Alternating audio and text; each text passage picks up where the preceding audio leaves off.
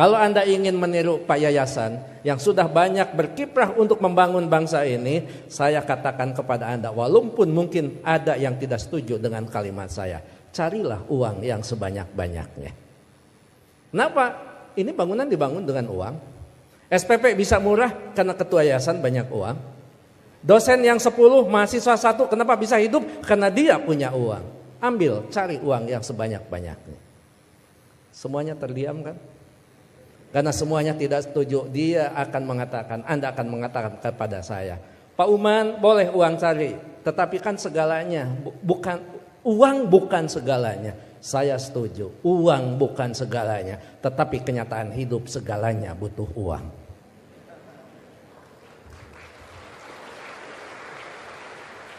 Gak mungkin beribadah haji kalau tidak punya uang. Hanya 1-2 orang yang bisa ibadah haji tanpa memiliki uang. Pak, uang itu tidak akan dibawa mati. Betul, saya setuju. Tapi tidak sedikit orang terasa mati kalau tidak punya uang. Pak, uang itu hanya akan menjadikan masalah. Setuju, tapi banyak masalah yang harus diselesaikan dengan uang. Pak, kalau sudah cinta, nggak ada urusan uang. Betul, tapi kalau cinta ada uang, itu lebih indah. Artinya apa? Kita bukan memandang enteng tentang uang, yang terpenting cari uang yang sebanyak-banyaknya dengan cara yang halal, dengan cara kejujuran, dengan tidak menyalahgunakan kewenangan, maka baru di situ dikatakan uang akan tepat berada di orang yang tepat, maka uang itu hakikatnya akan menjadi keberkahan bagi semua umat. Itu yang terpenting. Kenapa saya bicara begini? Karena saya tahu di hadapan Bapak Direktur Pendidikan Tinggi Agama. Iya, betul kan? Biar suatu saat saya diundang ke Kementerian Agama. Jadi mohon, yang terakhir saya ingin sampaikan, tidak ada kesuksesan tanpa kerja keras, tidak ada kesuksesan tanpa perjuangan, dan tidak ada kesuksesan tanpa dorongan doa dari kedua orang tua kita. Jadi pada hari ini Anda ucapkan selamat, Anda mintakan maaf kepada orang-orang tercinta yang berkontribusi atas kesuksesan pendidikan kita. Hati-hati memperlakukan kedua orang tua. Saya tahu di sini ada master hukum, saya tahu di sini ada master manajemen, saya tahu banyak prodi yang ada di sini dan memiliki tata kelola yang sangat baik, maka itu salah satunya didukung oleh perilaku Anda setelah lulus. Pada saat Anda berinteraksi dengan kedua orang tua, jangan menggunakan pasal hukum. Pada saat ibu mengatakan, saya mau ketemu, kamu pulang, maka Anda akan mengatakan, Mah, tidak boleh memaksa karena ada pasal hukumnya. Enggak ada itu, tidak berlaku untuk kedua orang tua. Pada saat Anda diminta membantu kedua orang tua, Anda jangan menggunakan manajemen yang efektif. Tidak ada manajemen dalam hubungan dengan orang tua kecuali penghargaan, penghormatan, dan tempatkan dia sebagai di tempat yang paling sempurna sebagai kedua orang tua kita. Saya hanya ingin mengulang dengan cerita yang lama, tetapi ternyata ini memberikan sebuah inspirasi bagi kita. Mohon maaf, saya pernah jadi seorang pejabat. Pada saat saya sedang rapat, saya ditelepon oleh keponakan saya dan menyatakan ibu saya dalam keadaan sakit. Kemudian saya balas telepon itu dengan sebuah ungkapan yang agak sedikit sombong. Tolong cepat bawa ke dokter dan nanti uangnya akan saya transfer. Ternyata ibu dari kejauhan menjawab kalimat saya dengan sebuah kalimat yang tegas. Enggak usah ditransfer, yang penting kita bisa ketemu. Kalau ibu sudah mengatakan yang penting kita bisa ketemu, maka jabatan itu tidak ada, maka rapat itu tidak ada. Dan boleh saya katakan, kalau saya sudah dipanggil ibu dan bapak, tidak ada yang bisa menolak panggilan siapapun, termasuk atasan saya.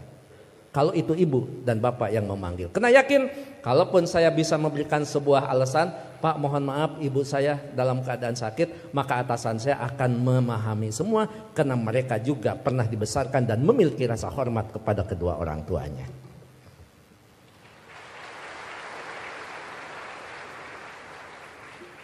Pukul 8:30 malam saya pulang. Dan saya sama seperti Anda, mungkin saya lebih kampung daripada Anda yang hari ini di wisuda. Saya tidak dilahirkan di tengah kota, saya dilahirkan di kaki Gunung Papandayan yang sekarang terkenal dengan tempat wisata Kawah Papandayan. 3 jam saya sampai di rumah, setengah 12 saya sampai di rumah. Ternyata ibu dalam keadaan segar bugar, tetapi saya tidak menunjukkan perasaan suudon kepada ibu. Kenapa? Ternyata di situ ada hikmah. Bagi seorang ibu dan bapak dalam keadaan sakit, kemudian dia menunggu anaknya terkasih dan tersayang, maka pada saat dia bertemu, maka kehadirannya lebih mujarab daripada obat yang diberikan oleh seorang dokter. Catat itu. Ibu tidak hanya menunjukkan segar dan bugar, tapi ibu juga tetap memperhatikan kesukaan makanan anaknya. Saya dimasakkan sayur kacang merah, saya digorengkan asin peda, saya dibuatkan sambal terasi, dan saya juga dibakarkan pete. Setengah 12 malam, coba bayangkan ada sayur kacang merah, nasi putih, bakar pete, dan belum peda ditambah sambal terasi. Boleh dibayangkan setelah wisuda. Setengah 12 malam saya disuguhi makanan itu, maka tidak ada kalimat yang bisa diucapkan kepada ibu selain mengucapkan terima kasih. Padahal saya tidak biasa makan malam, kecuali makan nasi di waktu malam. Ya saya makan. Saya tidak pernah mengatakan, "Amah, ngapain masak? Kan kata dokter paling tidak 3 jam sebelum tidur kita boleh makan." Ini mau tidur setengah 12, ngapain masak? Bagaimana perasaan ibu pada saat seorang anak yang dia tunggu, yang dia masakan, kemudian anak berargumentasi dengan sebuah ilmu di mana ibu tidak paham tentang ilmu itu. Menyakitkan. Iya, saya makan dan saya berdoa mudah-mudahan ini jadi obat. Begitu saya lirik dari sudut mata saya, ibu kelihatan bahagia. Kenapa? Makanan yang dia pasak itu betul-betul dimakan oleh anaknya. Begitu selesai makan, saya mengatakan kepada ibu, "Amah, mohon maaf, ini makanan sangat enak, terima kasih. Tapi mohon maaf besok tidak akan pulang siang karena ada pekerjaan yang tersisa. Kemungkinan saya pulang sebelum sholat subuh." Ibu dengan bijak mengatakan, "Enggak apa-apa. Yang penting kita sudah ketemu. Sok istirahat." Saya sambil dituntun dibawa ke kamar. Setelah di kamar saya diselimuti. Ibu lupa kalau anaknya adalah seorang profesor. Ayo tepuk tangan. Itulah ibu. Jadi Anda mohon maaf baru juga ahli madya ya. Ahli madya ibu mau nyelimutin. Ngapain? Ini baru diwisuda. Ada yang lebih tinggi lagi, masa mah disimutin, ini tekan sarjana. Nggak ada di depan orang tua itu, jangankan ahli madya, sarjana, master, doktor, seorang profesor di hadapan ibu, di hadapan bapak, tetap kita adalah seorang anak yang perlu menghormati mereka.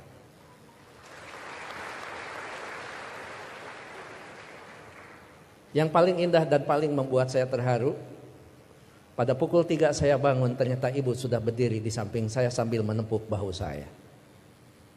Cepat kamu bangun, jangan lupakan sholat sepertiga malam terakhir.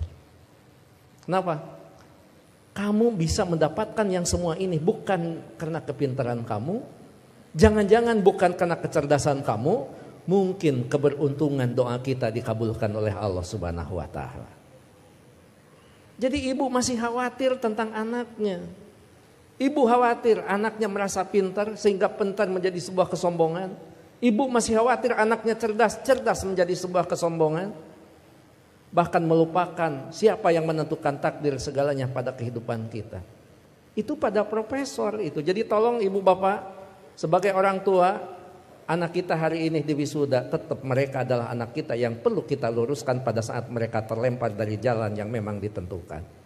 Perlu diberikan peringatan, tapi tentu sekarang ini ada kaidah-kaidah yang beda dengan zaman dulu.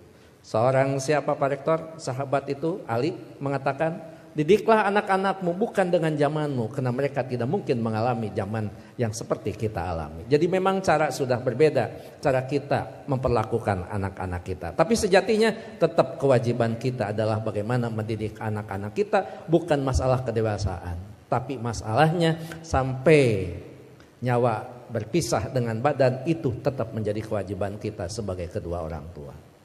Begitu saya sudah selesai sholat, kemudian di situ saya bisa mendapatkan sebuah hikmah. Memang orang tua kita adalah punya kecerdasan yang luar biasa. Padahal ibu saya bukan profesor, ibu saya tidak lulus SMA, ibu saya juga tidak lulus SD, beliau hanya lulusan sekolah raya. Tapi apa? Dalam sebuah komunikasi waktu itu saya katakan, "Ama, sekarang saya pergi, mohon pamit." Ibu masih bertanya, "Kamu nanti sholat di mana?" Saya jawab, "Nanti sholat di jalan." Ibu langsung mengkritisi kalimat saya, "Jangan suka sholat di jalan, ketabrak mobil." Itu kata ibu itu. Terus saya mikir, emang juga, emang benar masa sholat di jalan? Saya katakan, enggak, maksudnya sholat di masjid di jalan.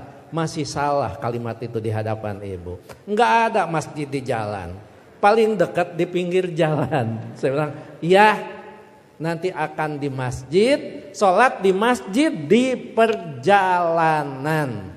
Baru saya lulus dari ujian seorang ibu. Nah, lamun eta benar profesor. Dan yang terakhir, saya mohon maaf tadi malam tidak transfer karena Amah mengatakan tidak boleh transfer, tidak usah transfer, sehingga saya tidak transfer. Disitulah kecerdasan ibu luar biasa. Iya, nggak apa-apa. Ngapain harus transfer ke seorang ibu? Mana? Ibu lebih cerdas daripada seorang profesor. Oleh karena itu tentu saya berharap sekali lagi, kalau kita mau sukses, berbaiklah kepada guru, kepada orang tua kita. Kalau kita mau sukses, jangan pernah Anda melupakan karena kesuksesan kita adalah jerih payah dan hasil pemikiran kedua orang tua kita, termasuk guru-guru kita. Mudah-mudahan orang tua kita yang sekarang masih ada tetap diberikan kesehatan, diberikan usia yang panjang, tetap mampu membina dan membimbing anak-anaknya sampai menjadi investasi yang terbaik bagi keduanya. Bagi orang tua kita yang sudah tidak ada, termasuk kedua orang tua saya, mudah-mudahan senantiasa mendapat tempat yang terbaik di sisi Allah Subhanahu wa taala. Amin. Saya pikir itu Pak Rektor, Pak Ketua Yayasan, hadirin Sivitas Akademika Unpam yang saya hormati. Mohon maaf kalau sambutan saya agak sedikit panjang karena saya tadi mengimbangi Pak Rektor sangat panjang, kemudian Pak Ketua Yayasan sangat pendek, maka saya setengah panjang dan setengah pendek. Mohon maaf tidak bisa mengikuti wisuda sampai akhir karena saya harus mengejar waktu ke Tasikmalaya Pak Rektor. Apapun tadi yang dibicarakan oleh Pak Warek sudah dibicarakan dengan Pak Warek dan Pak Ketua Yayasan. Begitu juga kepada Pak Direktur, saya mohon pamit. Anggap saja kalau di Kementerian Agama kan tidak aneh, anggap saja saya penghulu. Penghulu biasanya kalau sudah menikahkan ijab kabul dinyatakan sah, penghulu biasanya pamit diri dan tidak perlu menunggu sampai resepsi. Terakhir, saya tidak akan membacakan pantun, tapi ini ulangan dari wisuda bulan kemarin karena setiap bulan Unpam wisuda, bahkan Unpam setiap wisudanya juga tidak bisa diganggu karena hari Minggu, jadi saya tidak bisa menolak undangan Unpam. Gitu. Anda hanya tahu saja yang wisudawan wisudawati.